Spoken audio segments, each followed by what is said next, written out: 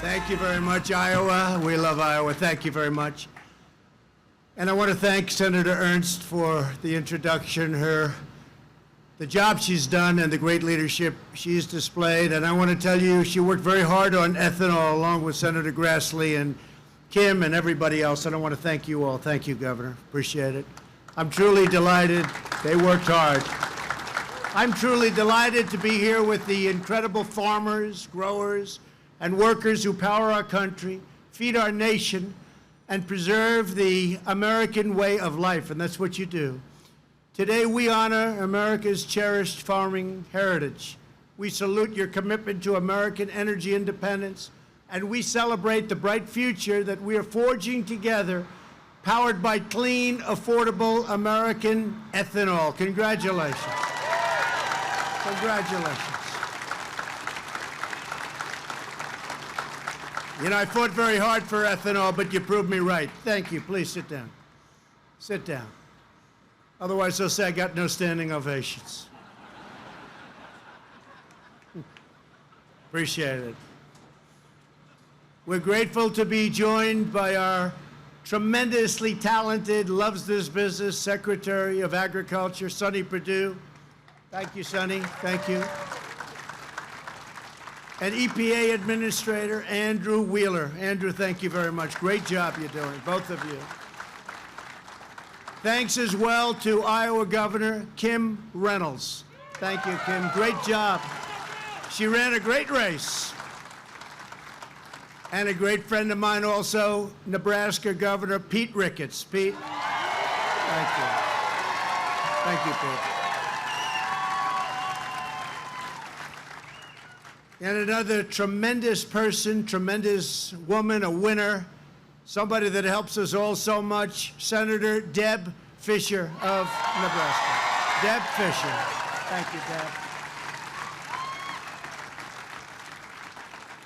Iowa Secretary of Agriculture, Mike Naig. Thank you, Mike. Thank you. Thank you, Mike. Director of the Nebraska Department of Agriculture, Steve Wellman.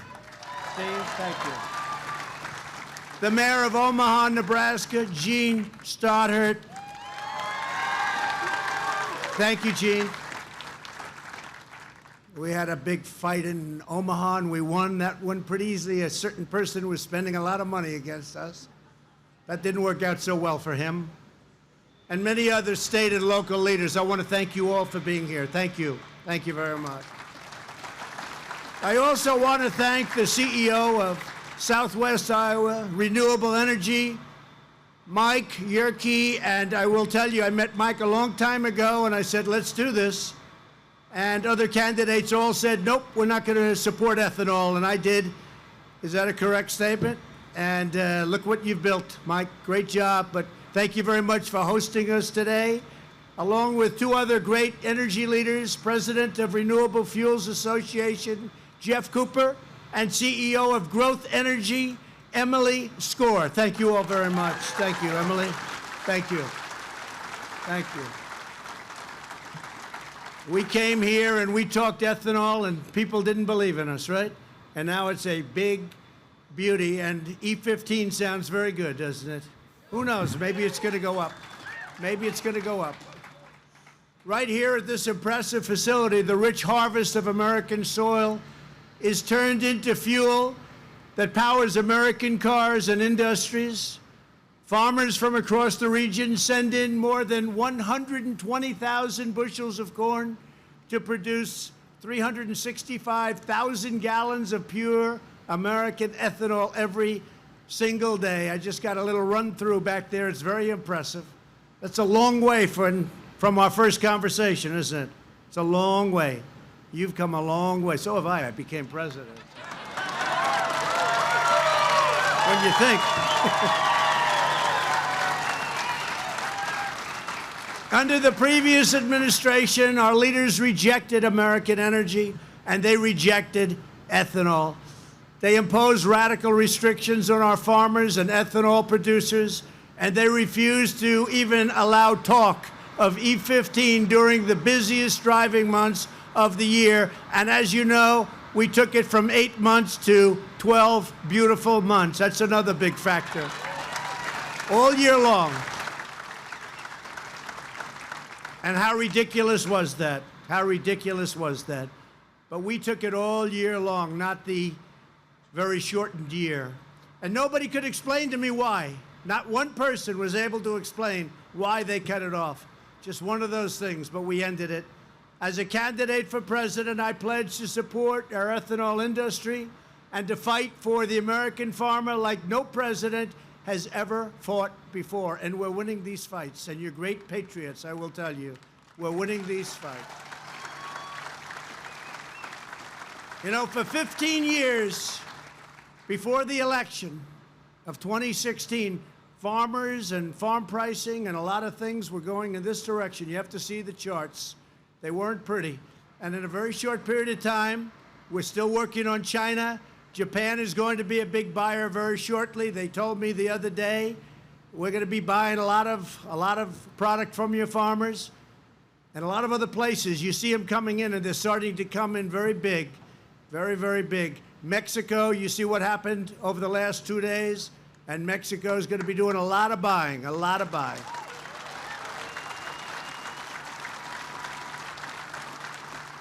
Within a year and a half, I would say you'll be in the best position that you've been in 15 years as farmers, and you deserve it. You deserve it. Last year, I came right here to Iowa and announced that my administration would open up the sale of E15 all year round.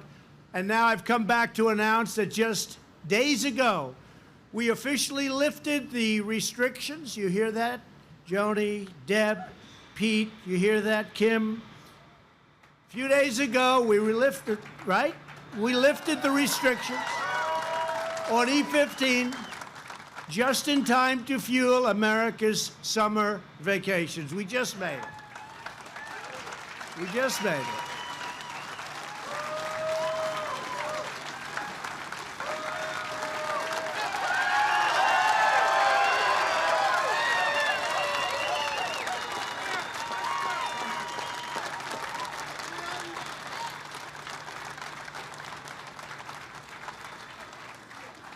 That's a nice group behind me. I don't know, their seat's no good, but they're going to become very famous tomorrow. We'll make their seat very good. They're happy. They're happy because of what we've done and because of how well our country is doing and our economy is doing. As a result of our action, E15 sales are projected to more than double this year. Think of that. More than double. You agree with that? More than double. More American ethanol production also means less dependence on foreign suppliers. By fully embracing E15, we will reduce dependence on foreign oil by up to 250 million additional barrels every single year. I mean, quite simply, it means more energy. And what can be wrong with that? And it's very good energy. That means our farmers are not only promoting our prosperity, you are protecting our security as a nation. America must never again be held hostage to foreign suppliers of energy as we were under the Obama-Biden Sleepy Joe group. Sleepy Joe. He was someplace in Iowa today, and he said my name so many times that people couldn't stand it anymore. No, don't keep saying it. Sleepy guy. With the help of energy grown and produced at home, we've increased annual ethanol exports by 550 million gallons. Last year, we exported a record-breaking 1.7 billion gallons of ethanol. That's a big number. And separately, the United States is now the #1 producer of oil and natural gas anywhere on the planet. We're the biggest in the world in energy production. And now ethanol is playing a bigger and bigger part. So congratulations.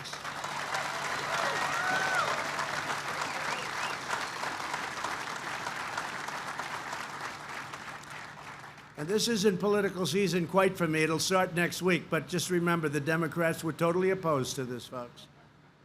They didn't have a clue. After decades of being held down and held back, we are now a net exporter of energy to the world with a tremendous increase of jobs in the energy industry. We are securing our nation's future through American energy independence and American energy dominance, and that's what it is. It's become dominant. At the same time, the fuel you produce brings down prices at the pump for millions of American drivers. Those savings go straight into the pockets of hardworking families all across our land. Here with us today are several Americans at the center of our nation's energy revolution who want to share why ethanol is so important to them. Kevin Ross is a sixth-generation farmer from the nearby town of Minden. Kevin, please come up and share your story. Kevin.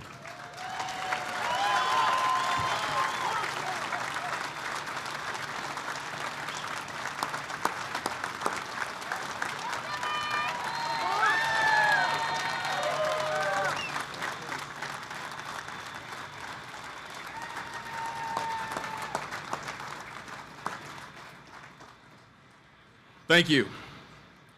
Welcome, Mr. President, to the great state of Iowa.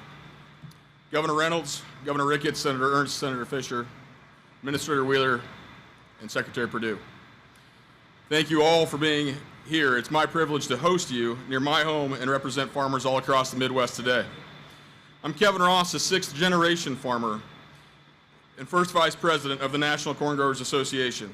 My wife Sarah and I grow corn, soybeans, hay, cattle, and are raising our four boys, Hudson, Axton, Carver, and Hollis. Also in this large crowd, our family and a few hundred friends and neighbors.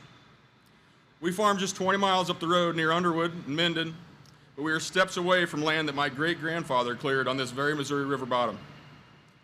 Mr. President, Secretary Perdue, and Administrator Wheeler, I want to sincerely thank you for sending direction to the EPA and making 15% ethanol blends available year-round, bridging a gap to higher blends.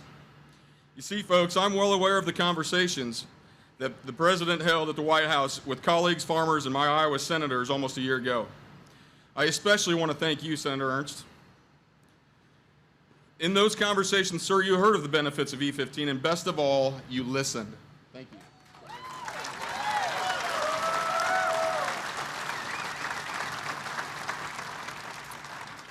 Just a couple months later, you gave direction to EPA to finalize the E15 rules, and here we are today, done.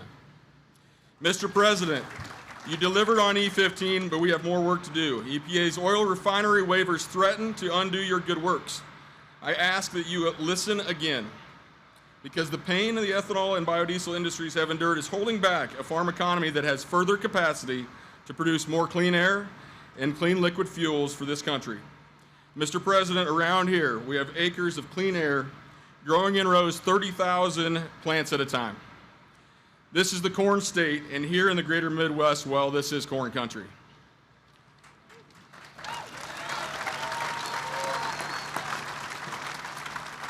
I also know you have long-term goals for a bill to get on your desk on infrastructure. The needs for this were evident before, but with the destructive spring that this area and so many other places across the nation have endured as well, this need is more glaring. I implore you to next tackle this with the same tenacity and vigor that you have with border security and other issues. I work in the greatest, thank you, yes.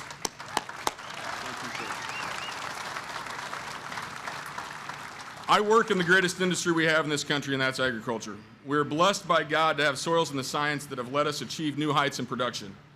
Whether that's yield of corn, the efficiency of this ethanol plant, or gains in my cattle, agriculture continues to do more with less. Sir, I was just a 4-H'er and a FFA farm kid that grew up with a dream to farm.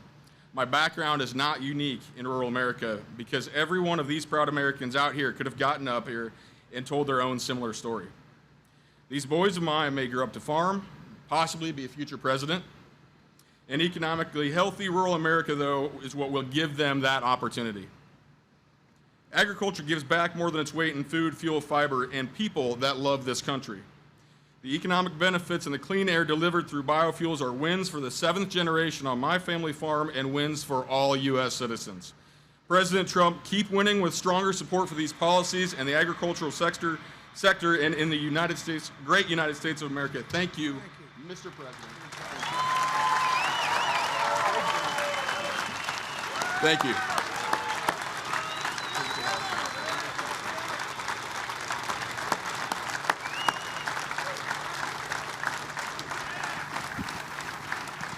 Thanks, Kevin. Wow. Thank you, Kevin. Great job. I'd like also to invite Kenny Wilcox up. He trains new employees here in Southwest Iowa, renewable energy. Kenny, where's Kenny? Kenny, come on up here, Kenny. Great job you're doing, Kenny. Thank you. It's an honor.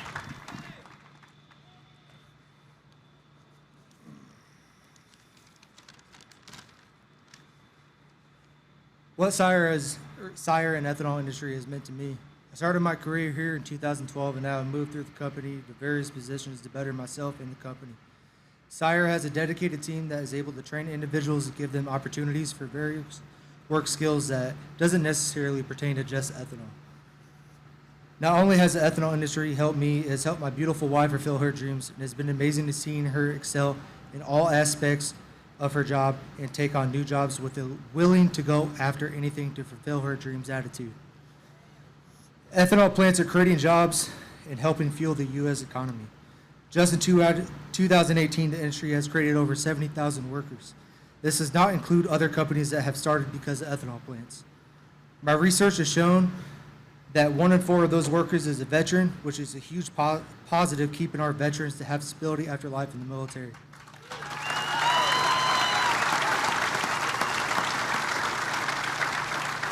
I have a lot of friends that are veterans, all who were confused on what they were going to do once they were out. Ethanol plants were able to create some of these jobs for them with little to no experience. Since I've been here at Sire, it's been pretty incredible to see companies starting up because of the uprise of the ethanol industry.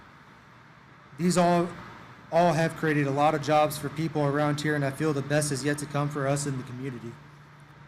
We hear a lot about ethanol is not good and so forth, but a lot of that information people get is false. I think people can look at the improvements that have been made and all the jobs that have been created by these plants, such as, but not limited to, welders, feedlots, enzyme companies, and electricians. One of our biggest benefits is the uproar of our trade schools that pertain a lot of jobs around here. I seem to think a lot of these things get overlooked by people. Thank you, President Donald Trump, for taking time to come here and address these ongoing struggle for the ethanol industry. Make America great again. Thank you.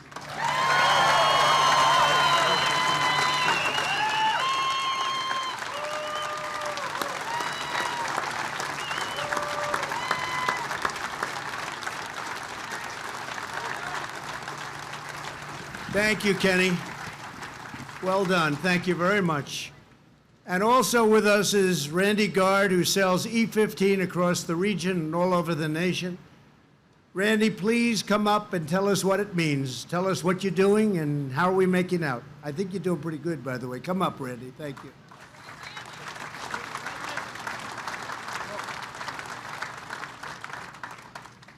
Good afternoon, everyone. I'm Randy Gard. I'm the Chief Operating Officer at Bosselman Pump and Pantries, Bosselman Enterprises, located in Grand Island, Nebraska. And I am also a member of the Nebraska Ethanol Board. So here's what I know. Today is a great day for the American farmer. Today is a great day for the ethanol industry. Today is a great day for fuel retailers. And it's a great day for the American consumer. Am I right?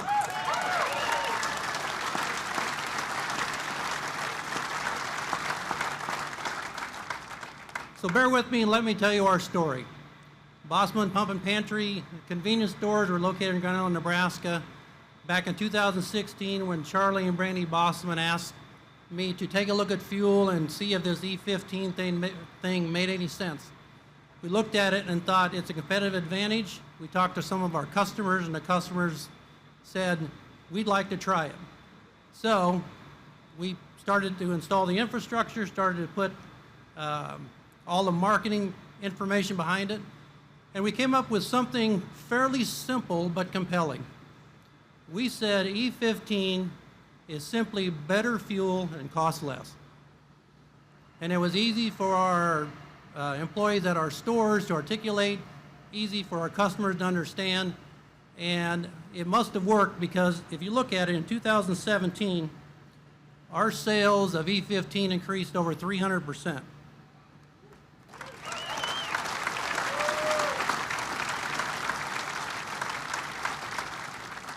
In 2018, they went up another 225%. And with the help of President Trump opening the door for year-round E15, our newest projections for this year show an increase of another 400%.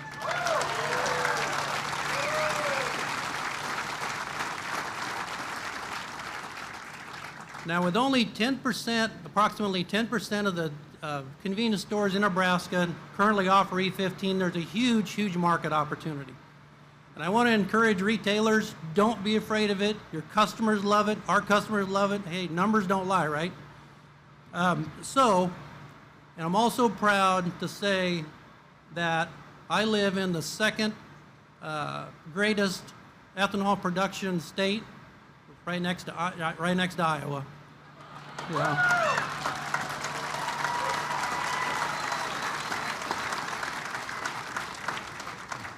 So when it comes to deals, Mr. Trump, being 1 or 2 in ethanol is a big deal. So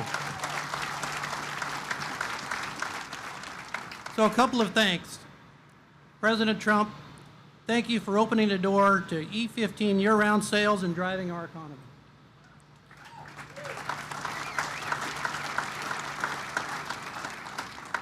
On behalf of Bosselman Enterprises, the Bosselman family, the Ethanol Board, RFN, RFA, once again, thank you. You have opened a world of opportunity for us. And thank you, President Trump, most of all, for watching out for rural America.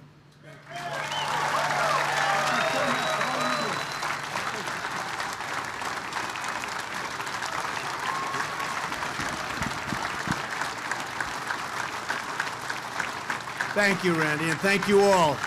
Thank you all. By unlocking the power of American agriculture and American energy, we are fueling a roaring economy, and that's what you're doing. Thank you. Fantastic job. America is now the hottest economy anywhere on earth. We have the #1 economy and acknowledged on earth. Unemployment is at the lowest level in over 51 years, soon to be broken. We'll break that record shortly.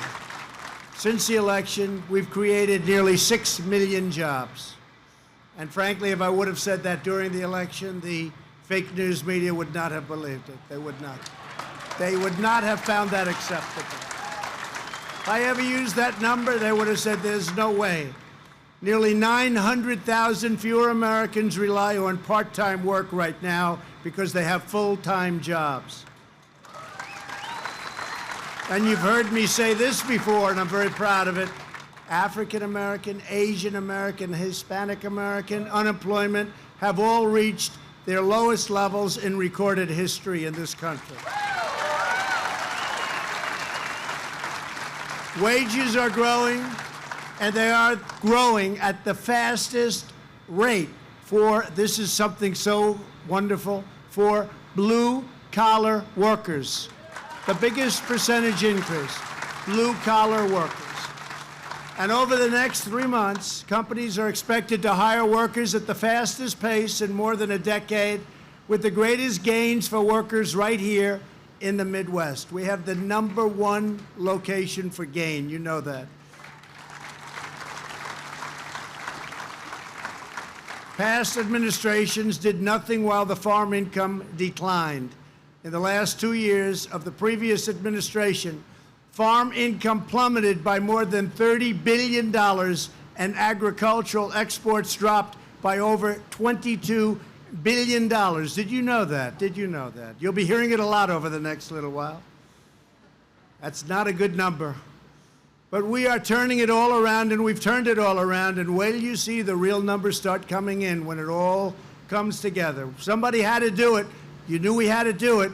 We couldn't take it any longer. Nations all over the world We're ripping off the United States like never, ever before. Whether it's China or so many others that I won't mention, including our allies. Sometimes our allies did a better job of it than the enemies. But we're changing it all around, and you see it already. And you see it by the kind of numbers that I'm talking about. By the end of this year, farm incomes are projected to rise by more than $10 billion from the day I was elected.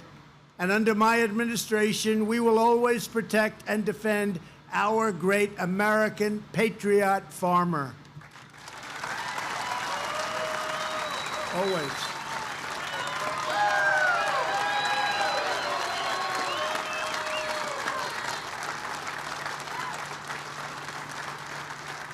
Always. Thank you very much. We're reversing decades of failed trade policies, opening up new markets, and fighting to give our farmers the fair and level playing field they deserve. You never had a fair playing field for the last 15 to 20 years. You were taken advantage of by stupidity, by incompetence, by people that don't care. Who knows? You were really treated very badly. But you're not being treated badly anymore. You see what's happening. The brand new U.S.-Mexico-Canada agreement, the USMCA, will replace NAFTA, one of the worst deals ever made by any country on trade, and expand market access for American agricultural products, and very, very substantially. With that being said, you have to get out and push the Democrats to put it up, because they'd rather see our country do badly than give us a victory. And actually, it's going to be a victory for them, too, if they get it approved. And they could use a victory. So go out and press the Democrats, everyone in your area, press. We need the help of the Democrats. Press Nancy Pelosi, press them all. Because if they don't put it up, it's a tremendous opportunity, probably something like you won't see again. Got to get it done. It's incredible for the farmer, for the manufacturer, for virtually everybody. It's going to go down as one of the greatest trade deals, already acknowledged to be one of the best negotiated trade deals. But if you look at Canada with the tremendous tariffs they were charging you to sell your product inside, and Mexico, it's all a much more balanced, much more fair transaction. You're going to make a lot of money. You're going to grow a lot of corn and a lot of everything else. You got to get the Democrats to approve it. You got to get the Democrats. All they have to do is put it up for a vote, because many Democrats, probably most Democrats, if not told to do the other alternative, they will all vote for it. So get the Democrats out, put it up for a vote, and let's get it signed. It's all ready. It's all ready. The USMCA ends unfair trade barriers for American dairy farmers, wheat producers, egg producers, and wine growers, and it will ensure robust market access for American exports of corn, beef, pork, poultry, and many other farm products from coast to coast. It's a winner. And we just wanted to do pretty much the opposite. How bad was NAFTA, what they did to you with NAFTA? And that's why for 15 years you've been going, that and other reasons. That's why the farmer's been hurt so badly over a 15-year period. This deal is amazing for our farmers, and I'm proud to announce that nearly 1,000 farm groups have already endorsed it this morning, and the biggest groups. So it's time for Congress to bring this groundbreaking agreement up for a vote. We're also taking long overdue steps to stand up to China's chronic trade abuses. Have to do it. Somebody had to do it. They've been taking out of our country for many years, $500 billion, with a B, $billion a year. And somebody had to say no more. And Biden didn't say it. They just let it happen. And in all fairness, so did other presidents. We're stopping it. It stopped. And we're taking in right now billions and billions of dollars in tariffs. And they're subsidizing product. And by the way, I haven't seen any inflation. We are taking in billions. And out of those billions that we're taking in tariffs, we gave the farmer $16 billion because that was the highest amount that China had ever used to purchase your product. 16 billion. So we took it right out of the tariffs that we're getting from China. And Sonny Perdue, you're going to be distributing that to all of the farmers over the next probably 2 months, right? Nobody else is going to do that, I can tell you. Nobody else does that.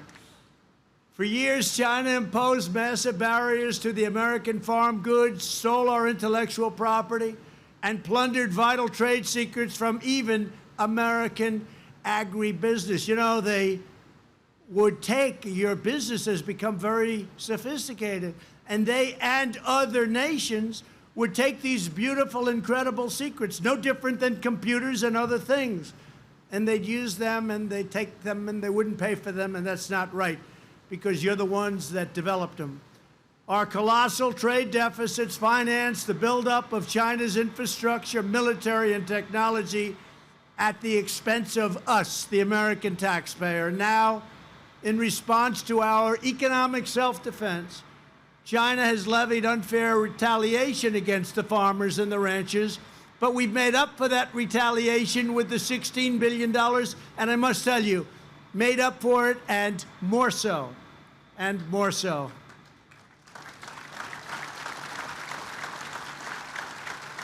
And again, we had no choice. We want to get along with China, but we had no choice. I have great respect for the president of China, President Xi, but he's representing China, and I'm representing the United States of America. Nothing much you can do about that.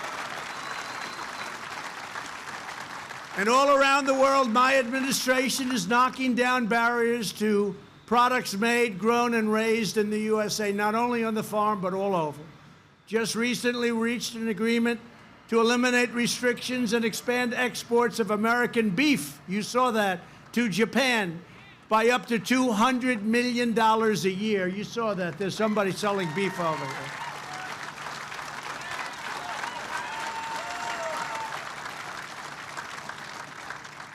They haven't bought our beef since the year 2000. The European Union removed barriers on U.S. soybeans for the use in biofuels. Everybody said they'll never do that. We have a long way to go with them, but it's going to happen very easily. Argentina and Paraguay opened their markets to American pork. It was a one-sided deal before. Now their markets are opening rapidly. And after suspending imports in 2016, Vietnam agreed to reopen its market to dried distillers' grains, a high-valued byproduct, and produced by ethanol plants just like this one. I got to look at it. It's pretty good-looking stuff. Vietnam.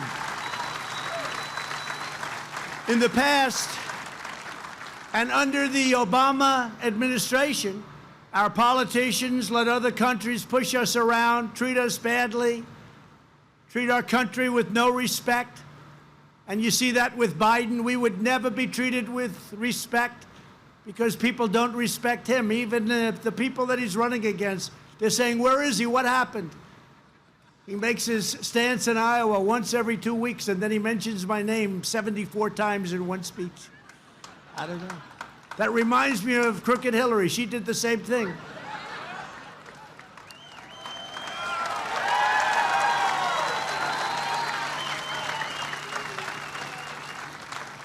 And then when it came time to vote, they all said, you know, she doesn't like Trump very much, but what else does she stand for? Same thing's happening with Sleepy Joe.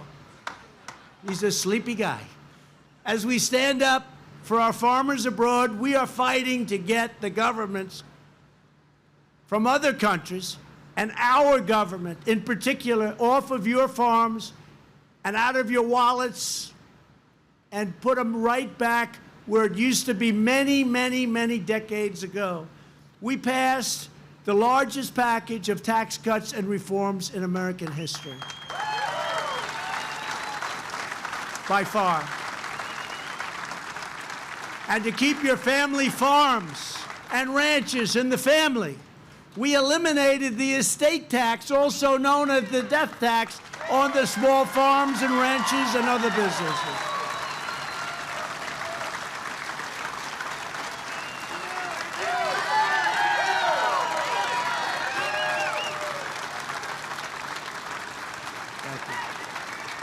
That was a big one. That was a big one. No, people are having a farm. They love their children, and they want to leave it to their children. And some of them aren't cash businesses, but they're great businesses, and the farms have real value. And something would happen to them. They want to leave it to their children. And the estate tax was so much that children would have to go out and borrow a lot of money from unfriendly bankers in many cases, and they'd end up losing the farm, and it was a horrible situation. We've eliminated the death tax. That's a great thing. That's a great thing. And it's only good, though, if you love your children.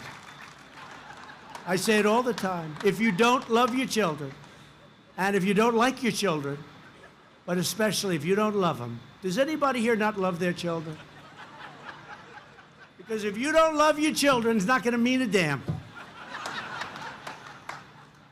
We slashed 30,000 pages of job-killing regulations from the Federal Register. That's an all-time record in the history of our country.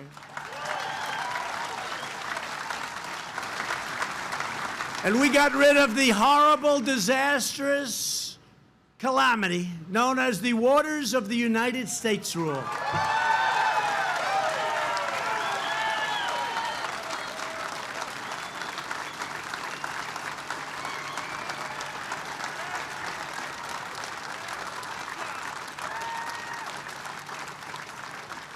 And I tell you, Joni and Deb, I was getting ready to sign that one.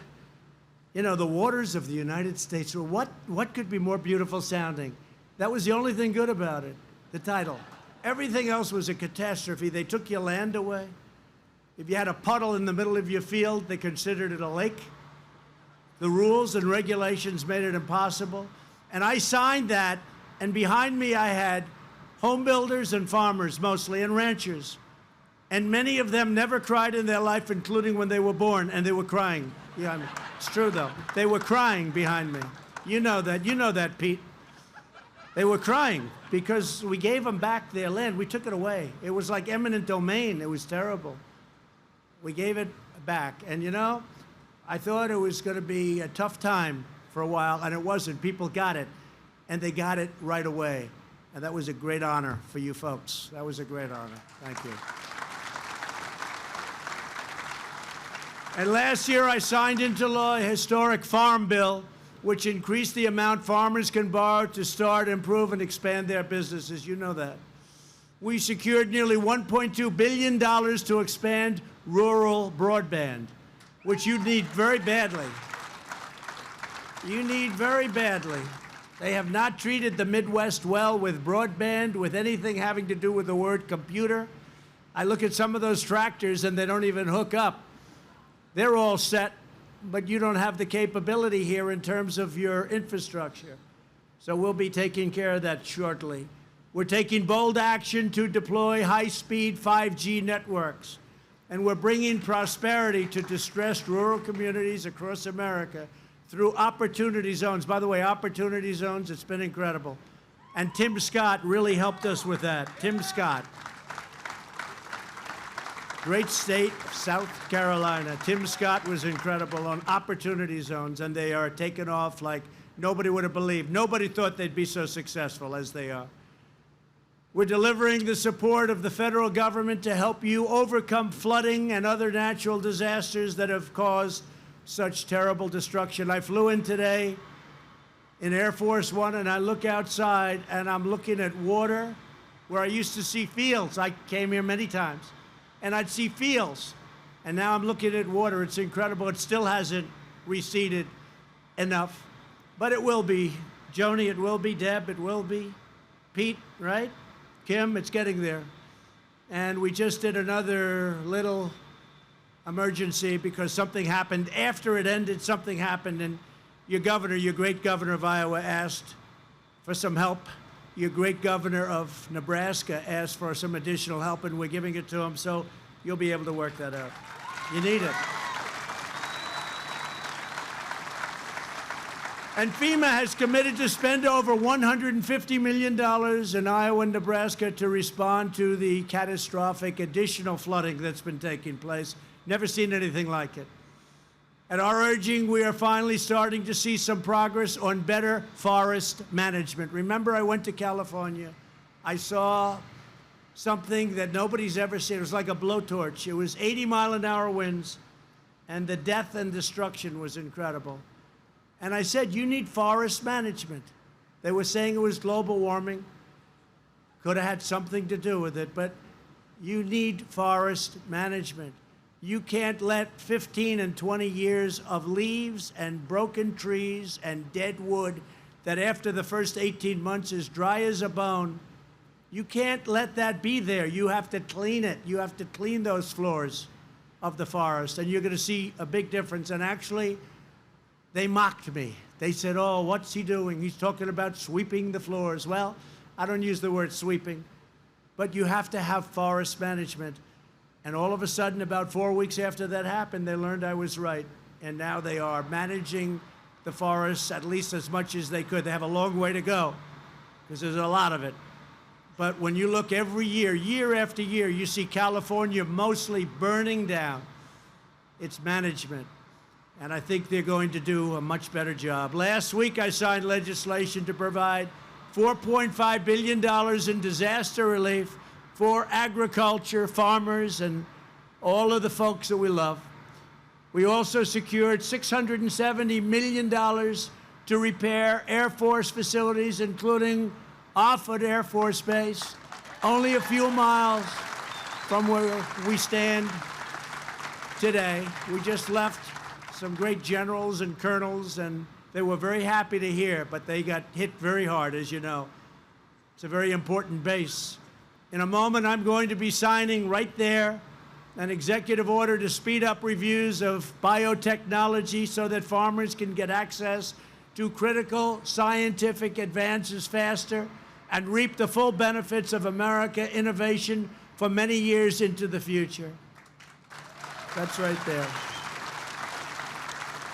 And every day we're working to deliver for America's farmers, just as they work every day to deliver for us. Thank you very much. You deliver for us. Incredible people. We never go hungry. You really do. You deliver for us. Through bad times and good times, you deliver. We know that our nation was founded by farmers. Our independence was won by farmers. Our continent was settled by farmers. Our armies have been fed by farmers and made of farmers. Our armies were made of farmers. And throughout our history, farmers have always led the way. They're our special people. Just a few days ago, Melania and I returned from Europe, where we commemorated the 75th anniversary of D-Day in the Second World War. It was an incredible ceremony, a beautiful ceremony.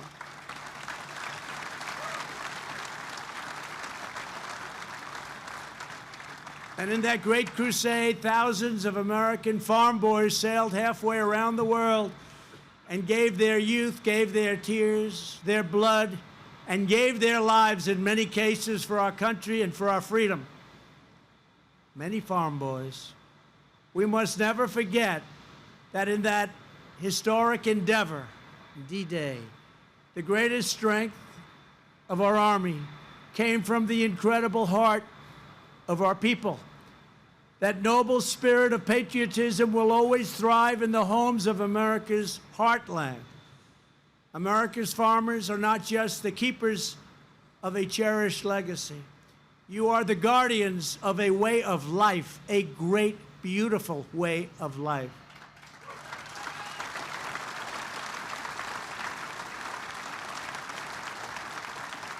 Thank you.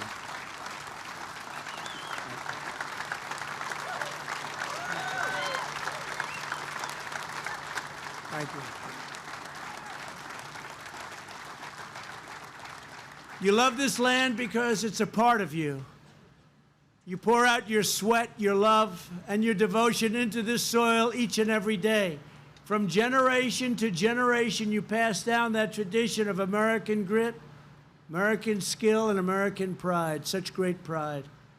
Throughout our history, America's farmers have always been there to keep our country strong and independent and free. And that is why every day of my presidency, we will never stop fighting for our farmers or for our country and for our great American flag. Never stop.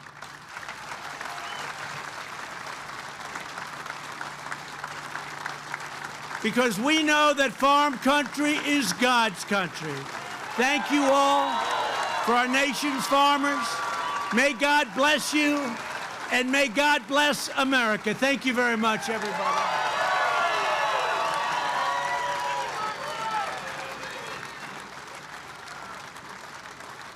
Thank you very much. And don't feel guilty about not having air conditioners. Hot as hell in here.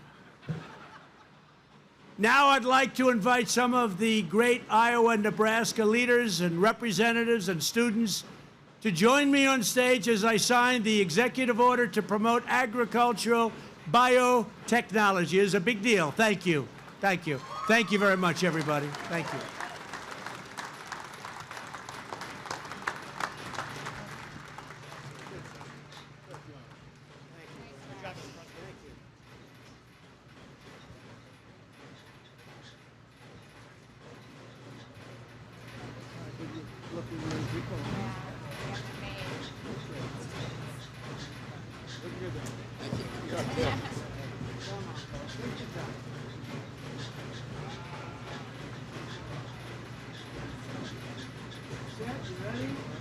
Sure you want to do this? Sure.